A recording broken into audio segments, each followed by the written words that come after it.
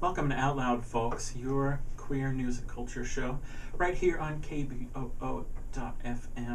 online, KBOO 90.7 on the radio. Thanks for tuning in. Today I've got Jason T. Ingram with us today. Jason is a Portland native who spent the last 6 years traveling the U.S. He's been raising awareness on the dangers of what you might call the ex-gay movement. Jason is putting together a counter event called 12 Years of Fundie. 12 Years of Fundie. This is a multimedia presentation including stories, video, art, live music, discussion, and a potluck. Jason was subjected to years of anti-gay therapy and was even sent to a, quote, straight camp. And he'll be sharing his experiences as well as shedding light on the ex-gay movement. Thank you, Jason, for being here. Well, thank you, Alan, and thank you, KBOO listeners. I want to start by giving KBOO a big thanks. KBOO was one of the reasons why I do the music that I do today. The late Richard Francis, who had his show on Thursday nights, when I was 12 years old, browsing through stations, I heard experimental noise and thought, wow, this is actually music. And it got me excited. They played everything from Frank Zappa to progressive rock, and I was ruined. Ended up going to music school, PCC Cascade program, back in '92, and I was on this station a couple of times, even at the age of 17, sitting here with Barbara Bernstein. She didn't realize that at the time. She goes, yes, I have Jason Ingram in my studio. He's a young composer, and I just found out he's 17. And then I did it a year later when I had a band, and we did avant-garde free jazz. So I was in the other room playing on the piano and making various noises with different things. So yay, this is so cool being here today. And especially that this is probably the biggest opportunity that I've had to share about my events coming up in a couple weeks here. As you know, I spent 12 years in fundamentalist circles. It was a choice for me. It was a good thing for a while. It was a powerful conversion experience. And then the last 5 years of those 12 were just me trying to be a straight person. I felt like that's what I had to do in order to be this type of Christian and to have this type of career. Ended up in Anchorage, Alaska most of the time, finding men's sexual addiction groups. They put me in the same category as all kinds of very harmful sexual addictive behaviors. So that just increased my shame, and there was a lot of abuse. Their tactics were similar to those that people would use in jail. And I realized that this didn't work, and I didn't see any way out but suicide or shipping myself out to go to a straight camp in Kentucky. And I spent a year there and came out 8 years ago. And I want to say this disclaimer here is that I don't really travel the U.S. for 6 years. I've really only done this in 5 or 6 different states. I do it about once a year on average. I'm not really that open about my health issues, but I can tell you that traveling and doing any kind of stressful thing is very intense for me. I've been on disability for 5 years now, and by the grace of God, I'm still going, and I'm doing this after having put it down many times. I realized that Restored Hope was doing their national conference here. I found that out late summer, and I got a lot of mixed reactions, but not a lot of helpers. So at the last minute, people have been coming on board, mostly the straight community. Woohoo! So thanks, all you heteros that I love so much. Those of you might be familiar with Exodus International. They were, for decades, the global center for this so-called ex-gay movement. They were an umbrella organization for several groups. Some of them I received, ministry from, you can call it that.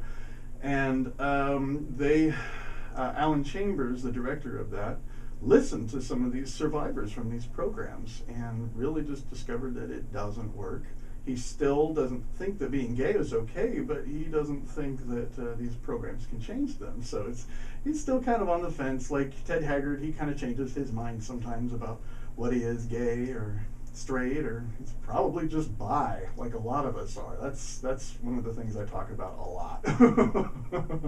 And so Exodus International quit last year. The Restored Hope Network had started as an ultra-conservative style ministry that was basically doing the same thing. They have more tactics.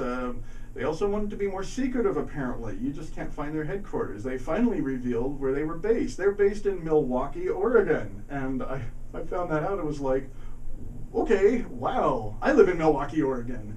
And then their national conference is located here in Happy Valley. So I'll have more information. Why don't we start with a little bit more background about the ex-gay movement. I have an opinion here, and I have not shared this publicly yet, so here it is. I believe that the ex-gay movement is worse than the Westboro Baptist people with the sign that says God hates fags and all that kind of stuff. For one thing, Westboro Baptist well, frankly, they're entertaining. They actually just disqualify themselves just because they're so dumb. And so people don't take them seriously.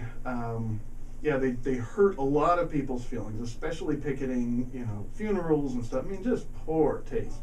Now, the thing about the ex-gay movement is that the ex-gays, and I say this in quotes as much as I can because I don't believe that ex-gays exist.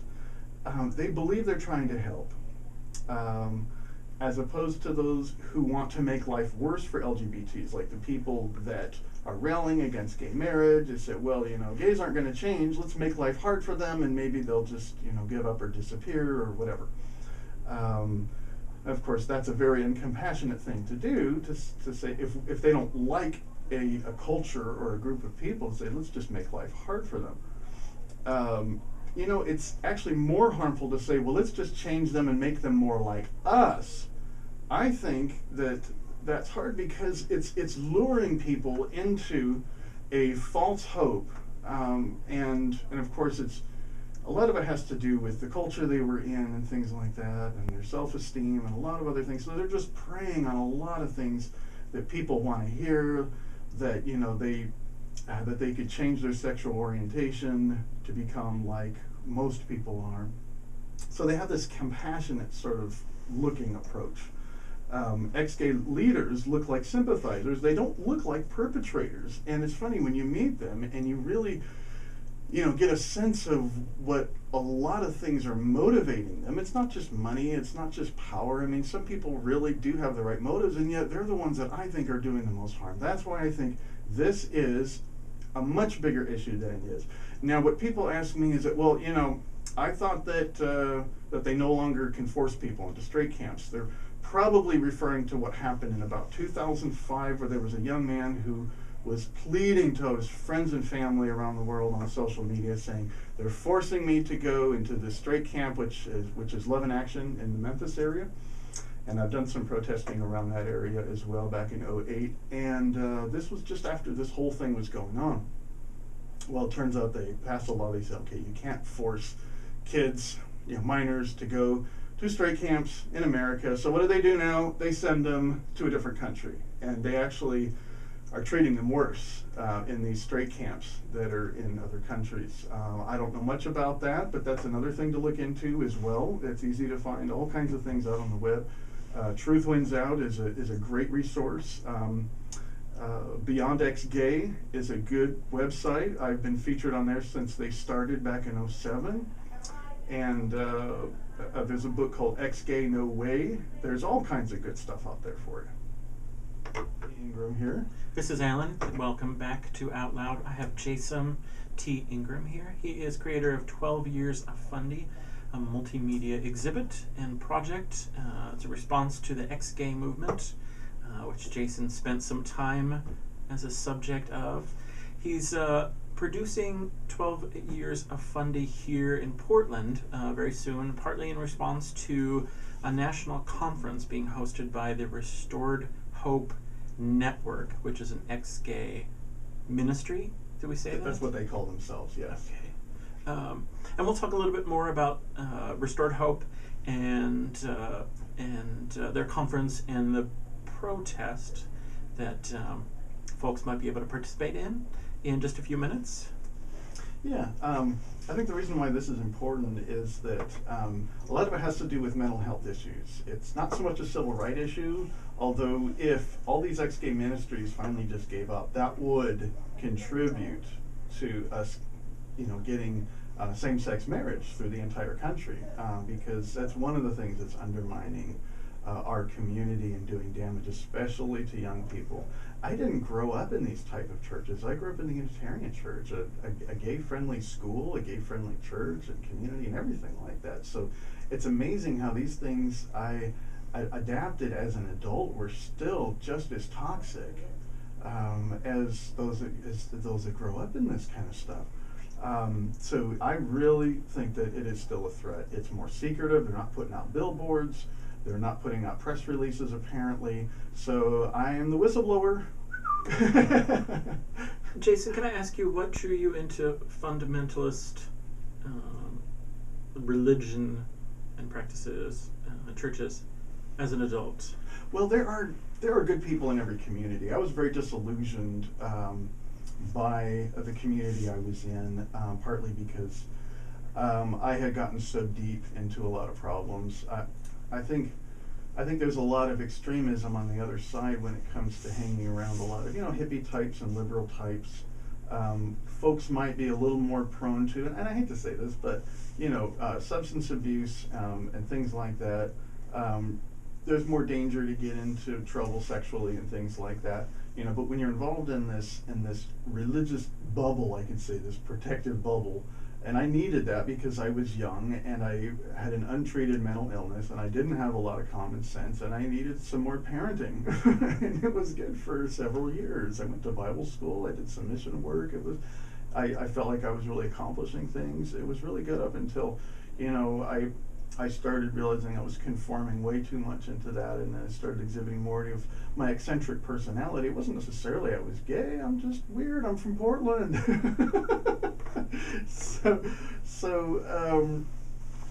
Anyways, the Restored Hope Network was started by a gal named Ann Polk, and you might have heard of Ann and John Polk. They were kind of the poster children 20 years ago for ex-gays who had gotten married.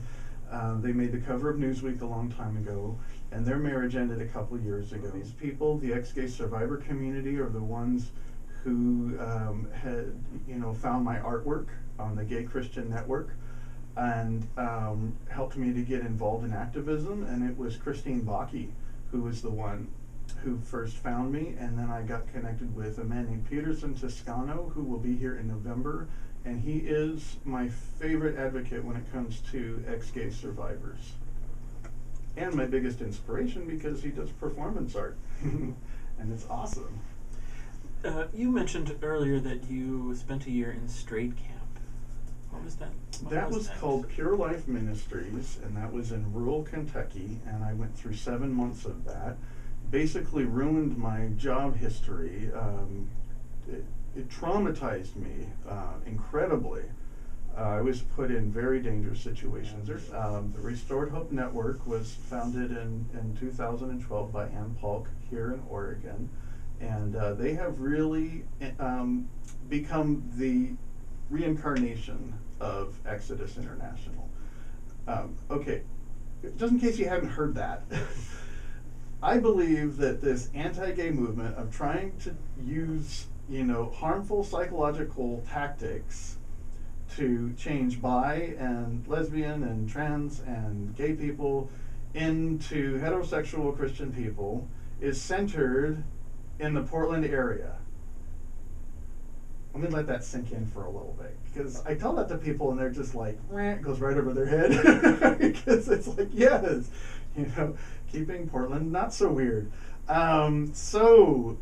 If you don't like this, come and show your love. And I'm not here to make enemies, to make any trouble or anything like that. Just be present. I might have some balloons and some bottled water to give out here. I'm not here to scream and to make a scene or anything like that. I know that because I spent years with these people, I've known them enough to know that they're just as loving as any other community. I could say that, yeah, they lack the wisdom of having moderation. They can be extreme in a lot of, what they consider purity. They try to impose that on other people. We know that. They're also great as far as a lot of service organizations. The churches were really the only ones there for me when I was homeless, when I ended up in Anchorage 20 years ago. So I love these people. In fact, I'm just forever indebted to them, because as much harm they did, they've done a lot of good in my life. And I'm not here to make them miserable. I don't want to make life difficult for them. And yet, I don't like their ideologies. I don't like their doctrine, because it harmed me. It nearly made me take my life.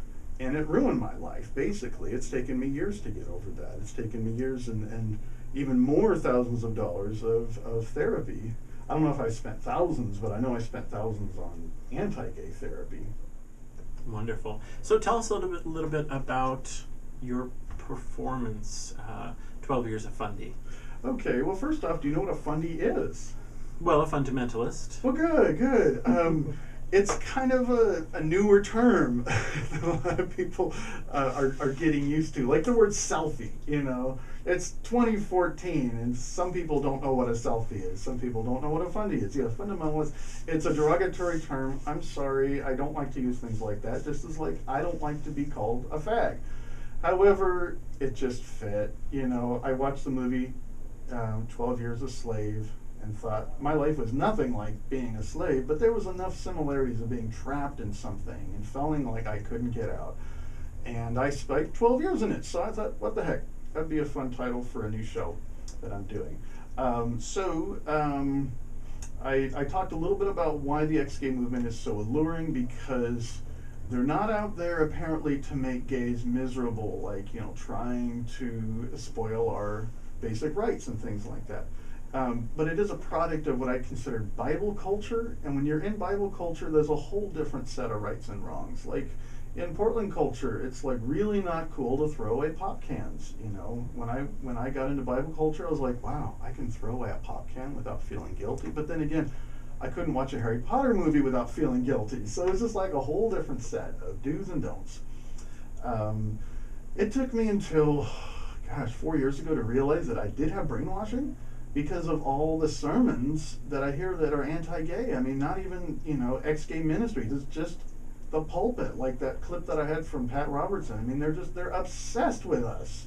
And so many of them are gay, and that's why they're fighting us, is because they're fighting themselves, all that kind of stuff. So here's something that I'm doing that's new that you get to experience at my presentation, is going to be me disproving their testimonies. Now, they give out all kinds of phony facts all the time, because they say, same-sex relationships, they're always promiscuous and they don't last for more than a couple of weeks or so, and just like blah, blah, blah. They just tell you all the, like, one ex-gay leader, he's like, I've never met a happy homosexual, and stuff like that. Well, of course, because he's sneaking around in cruising spots, and they're not the happiest people there in the middle of the night.